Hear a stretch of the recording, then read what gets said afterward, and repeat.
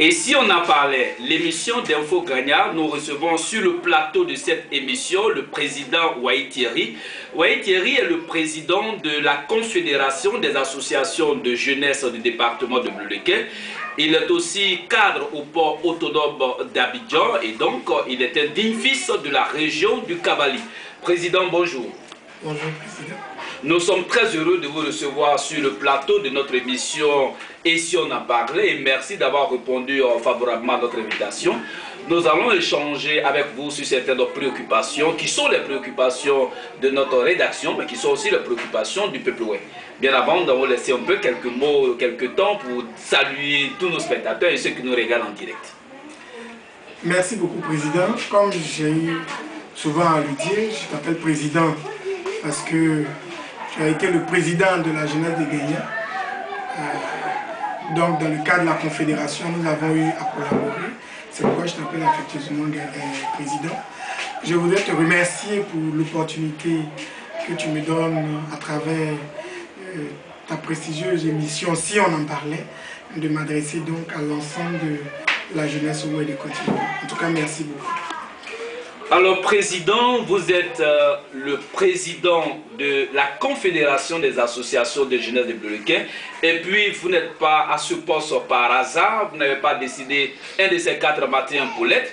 Je rappelle que vous étiez d'abord président de l'association de la jeunesse de votre village d'Oké. Ensuite, vous avez été président de la fédération du canton Néo-Sud et puis par échelon, en grandissant, vous êtes aujourd'hui le président de la Confédération des associations de jeunesse du département de Bleu-le-Quai. Alors, satisfaction ou pas satisfaction, qu'est-ce qu'on peut tirer comme bonne leçon?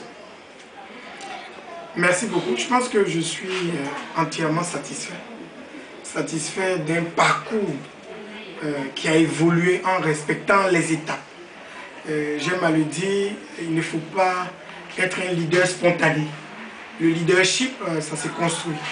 Et donc, il faut partir de la base vers le sommet. Et vous l'avez rappelé tout à l'heure, j'ai été pendant près de 5 ans président de la jeunesse de Toké, qui est mon village.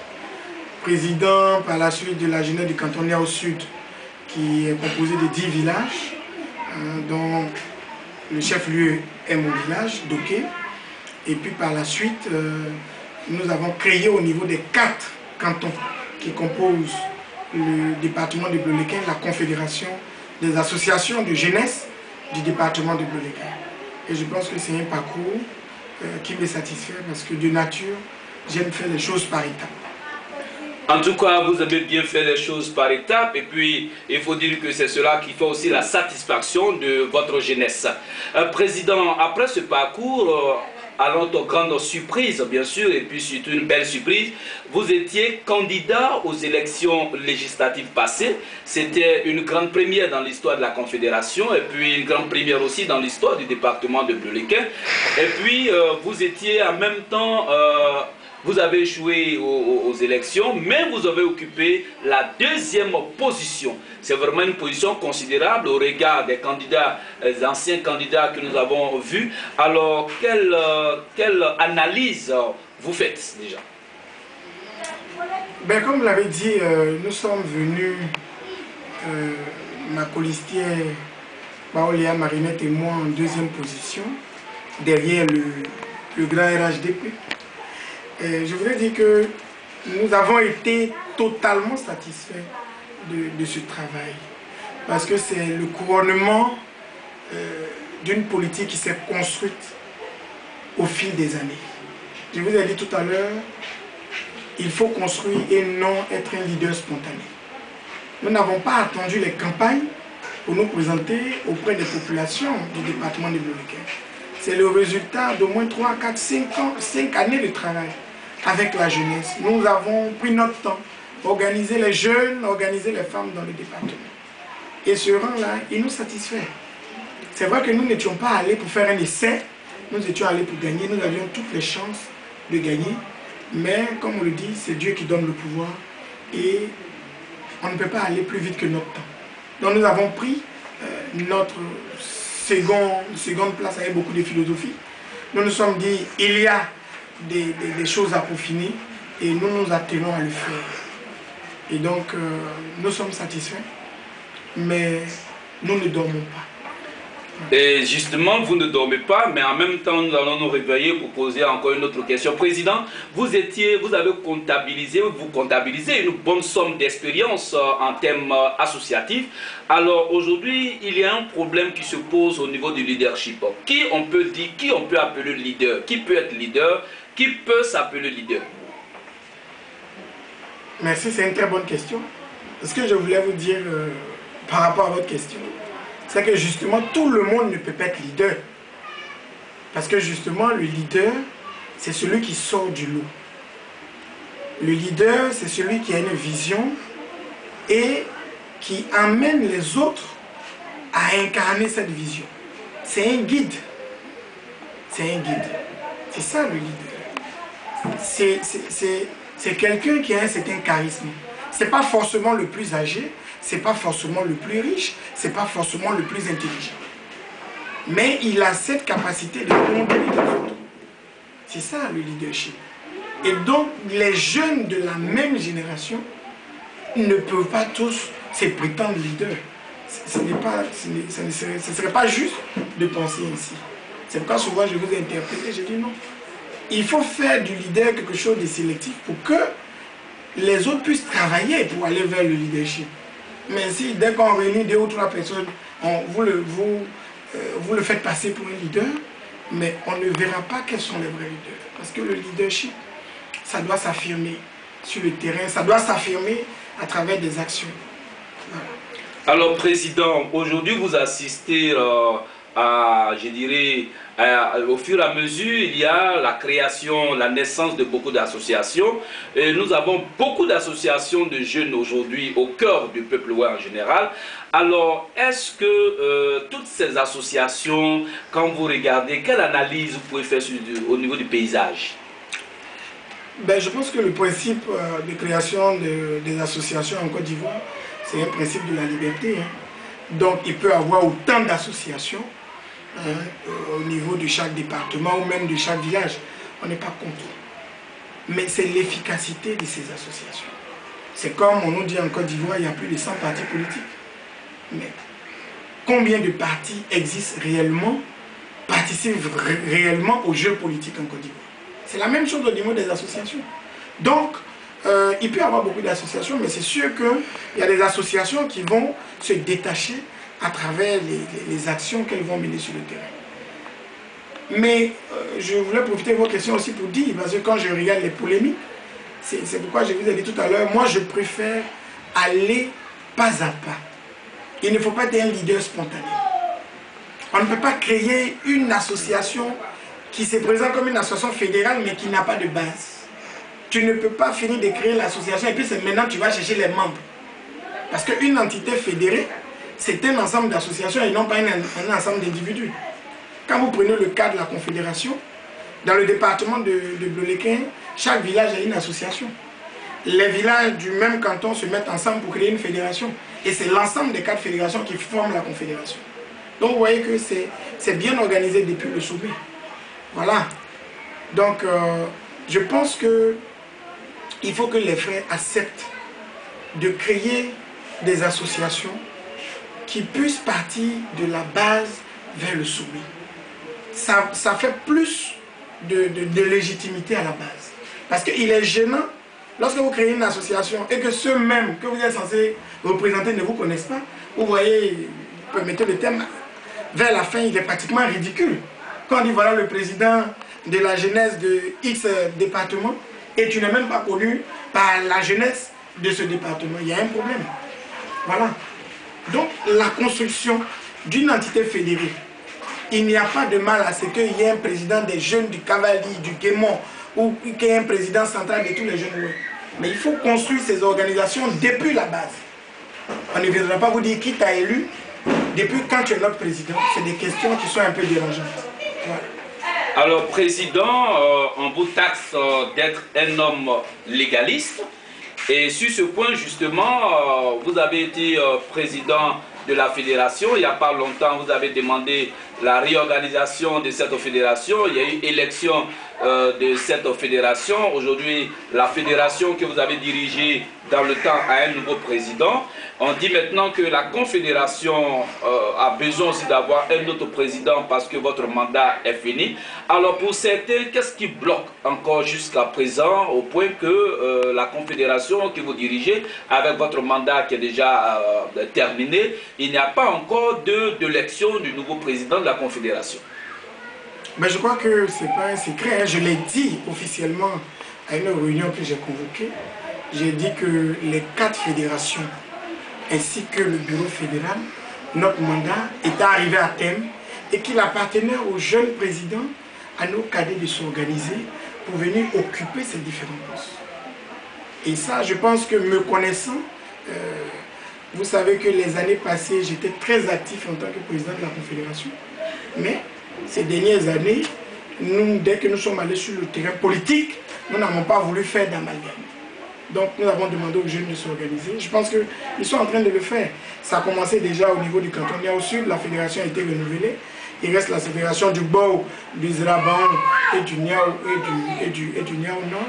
Lorsqu'ils auront fini, ben je crois que c'est tout heureux qu'on va leur céder les choses et puis pouvoir les encadrer.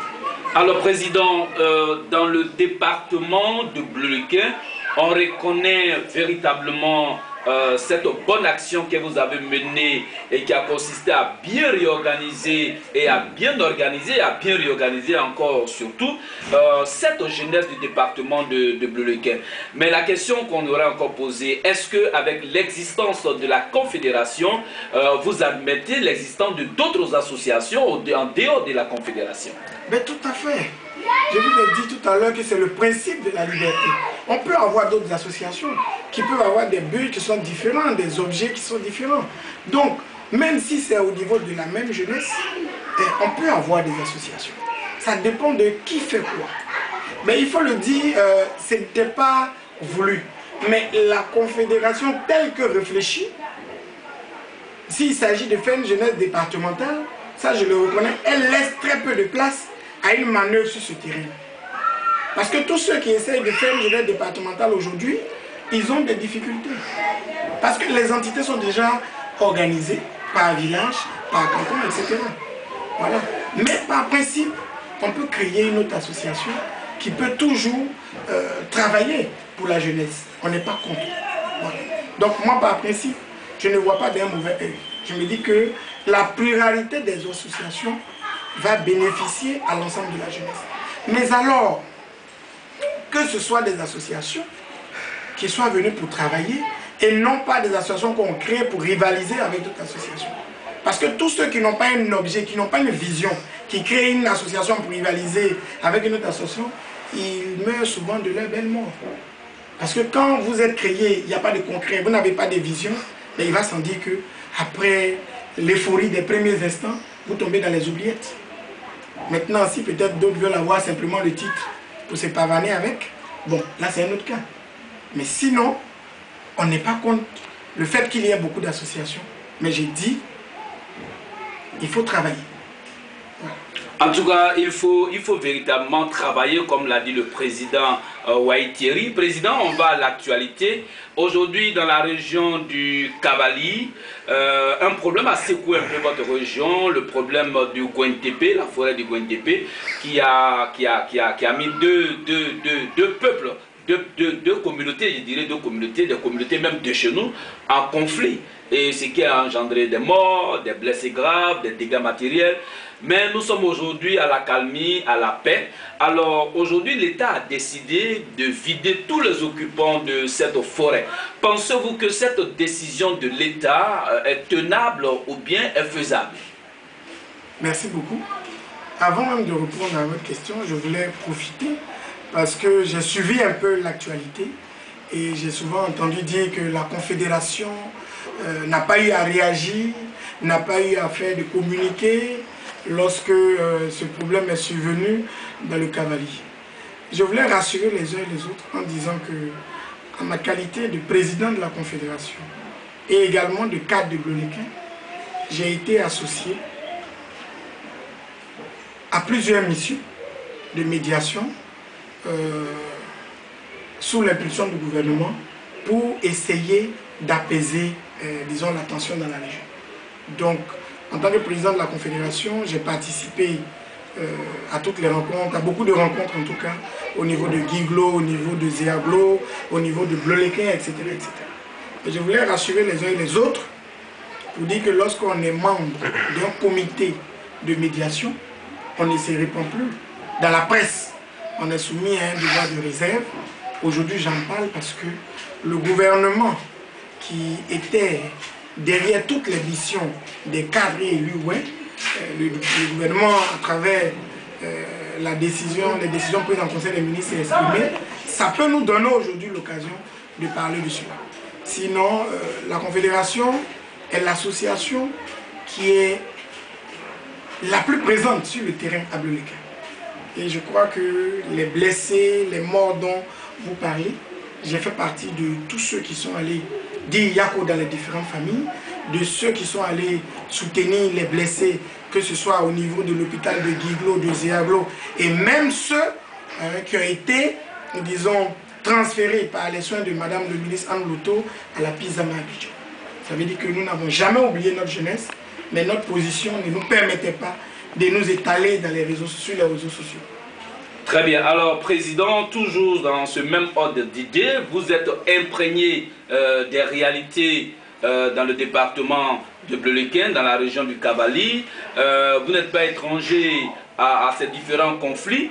Aujourd'hui, vous reconnaissez, vous savez très bien que en dehors de la forêt classée, en dehors des forêts classées, toutes les forêts ont été vendues aux mains des étrangers, ont été vendues au point qu'il n'y a plus de forêt véritablement à exploiter. Est-ce qu'il n'y a pas encore un autre danger qui arrive? Ben, je suis d'accord avec vous. Le danger, il est réel. Il est réel, comme je l'ai dit, nous qui sommes régulièrement au village, je pense qu'on a commencé à avoir les prémices. J'ai eu, lors de mon dernier voyage, à arbitrer une situation où le vendeur et le Burkinabé qui avait acheté la forêt avec une interprétation différente de la notion de travail partagé. Pour l'autre, c'est la production qu'il faut partager. Pour l'autre, c'est le champ qu'il faut partager. Donc, on a beaucoup de choses comme ça, de contrats non écrits, d'amalgames qui ont été faits. Donc, si on y prend garde réellement, et là, je voulais profiter de votre antenne pour interpeller surtout l'ensemble des cadres de Bleulequin, des élus de Bleulequin, pour dire qu'il ne faut pas attendre des situations déplorables comme dans le point de B pour prendre à bras le corps ce problème. Il faut créer un cadre de concertation des populations pour qu'aujourd'hui, toutes ces ventes qui ont été faites dans un désordre pas possible, qu'on sache comment y mettre de l'ordre pour ne pas que d'ici quelques années ou d'ici quelques mois, que cette région de l'Ouest-là s'embrase encore à nouveau. Président, c'est parce que la jeunesse occupe une place de choix au cœur de vos préoccupations que vous avez été président de la jeunesse de votre village, après président de tout un canton au sud, et puis après aujourd'hui président de la Confédération de la jeunesse du département de Bleulequin.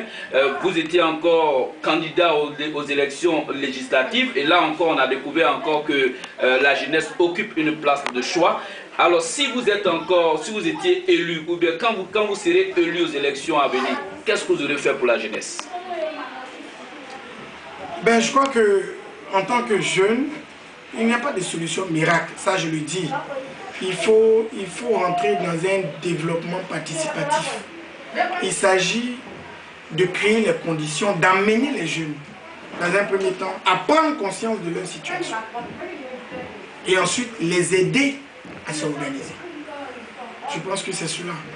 Parce que souvent, quand on parle des problèmes de la jeunesse, aucun cas n'aura suffisamment de moyens pour donner du travail à tous les jeunes. Ce n'est pas de ça qu'il s'agit.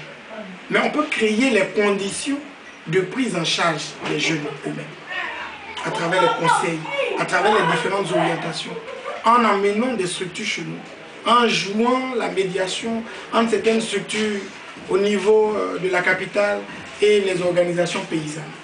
Donc je pense que c'est un diagnostic d'ensemble qu'on doit poser au niveau de la jeunesse, un diagnostic participatif pour amener les jeunes à se prendre en charge, à se rendre compte de leurs faiblesses et surtout à voir quelles sont leurs forces et les opportunités qu'ils peuvent exploiter pour sortir, disons, des difficultés qu'ils rencontrent aujourd'hui. Alors, Président, nous sommes à la fin de notre émission au regard de toutes ces questions qui vous ont été posées et ces questions auxquelles vous avez brillamment donné des réponses satisfaisantes. Quel est votre message que vous pouvez lancer? Ben, le message que je voudrais lancer au terme de notre entretien, c'est d'inviter l'ensemble de la jeunesse ouest à une véritable prise de conscience. Parce que à écouter certains, à voir certaines déclarations sur les réseaux sociaux, je pense que certains pensent que le thème ouais est un thème qu'il faut galvauder. Je pense qu'il faut prendre conscience des difficultés de notre région et véritablement se mettre au travail. Aujourd'hui, 70% de la population au niveau de nos départements, il s'agit de jeunes. Il faut faire en sorte que cette jeunesse-là se mette au travail pour rehausser le niveau de développement de notre région. Voilà ce que je voulais dire, c'est donc plus de professionnalisme, plus de prise de conscience et surtout des actions orientées vers nos parents dans les différents départements. En tout cas, beaucoup d'encouragement à Infogania. Merci pour cette initiative louable et que la nouvelle année qui approche à grands pas soit une année de véritable éclosion de la jeunesse du département de Bleu-les-Quais et que toutes les difficultés que nous avons rencontrées en 2016 soient derrière nous, en 2017 soient derrière nous et que 2018 puisse apporter encore plus de fraîcheur à notre département. Je vous remercie. Merci, Président. Nous rappelons que pour l'émission ici, on a parlé du groupe Infogania. Nous étions avec M. Waitiri. Il est le président de la Confédération des associations de jeunesse de Bleu-les-Quais. Il est même, je dirais, il est le leader de la jeunesse du département de Bleu-les-Quais, une référence à Bleu-les-Quais bien sûr. Et puis Waitiri est cadre au port autonome d'Abidjan. On conclut alors que le président Waitiri est cadre de la région du Cavali. Président, merci encore. Merci beaucoup, Président.